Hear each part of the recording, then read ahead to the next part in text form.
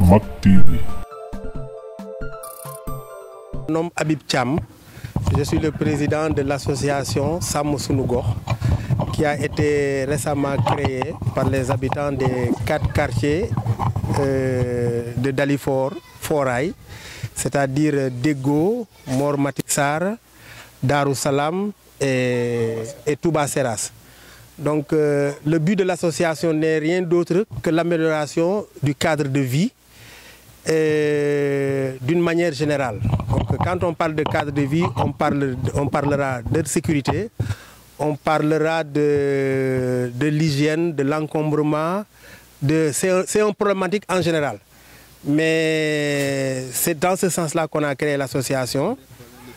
Bon, les problèmes les plus saillants sont pratiquement, il y a le problème de la sécurité.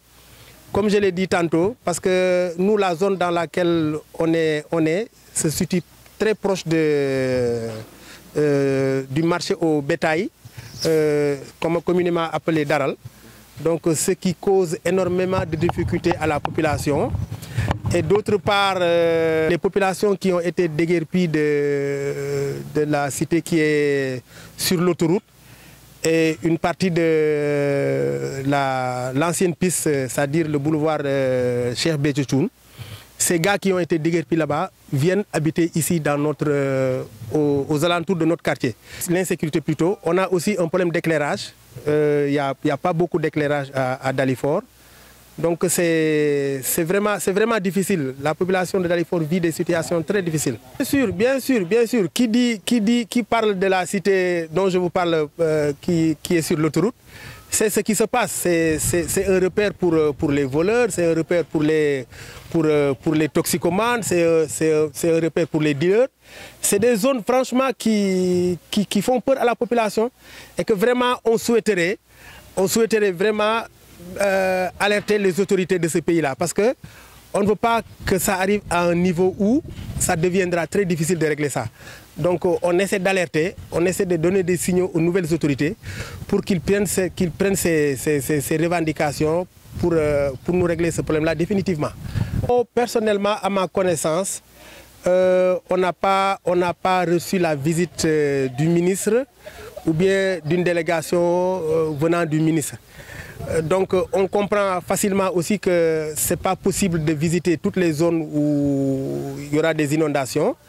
Mais on espère par rapport aux interviews qu'on est en train de faire, au point de presse qu'on est en train de faire avec vous, qui prendront connaissance des problèmes que les populations de Dalifort sont en train de vivre et que vraiment ils nous viendront en aide. Ça c'est l'épine dorsale de Dalifort. Ça c'est notre route principale, c'est la seule route principale qu'on a. Donc, à notre grande surprise, un jour on s'est levé, parce que c'était une route, pavée. Un jour on s'est levé, on a vu qu'ils étaient en train d'enlever les pavages et tout. C'est après qu'on nous a renseigné qu'il fallait changer parce que les dimensions des tuyaux qu'ils avaient mis là-dedans, ça ne suffisait pas, c'était trop petit, qu'ils devaient changer tout ça. Mais ça dure au moins 4 mois que les travaux sont. Vous avez vu l'état de la route. Et que Dalifort, comme c'était une zone maraîchère, c'est une zone qui retient de l'eau. Maintenant, si la saison des pluies arrive à ce niveau-là, franchement, nous, on ne sait pas ce que la population de Dalifort va faire pour sortir. Et que toutes les ruelles qui viennent sur la route principale ont été bouchées parce qu'ils disent qu'ils vont refaire la route. Mais ça tarde à se faire et que l'hivernage est proche. Il y a des régions du Sénégal qui ont déjà reçu leur première pluie. Donc nous, on est inquiets. Et c'est dans cette lancée qu'on fait un appel aux autorités, que vraiment, s'ils peuvent nous aider, que la route soit faite rapidement, dans les plus brefs délais, ça irait pour le mieux pour les populations de Dalifort.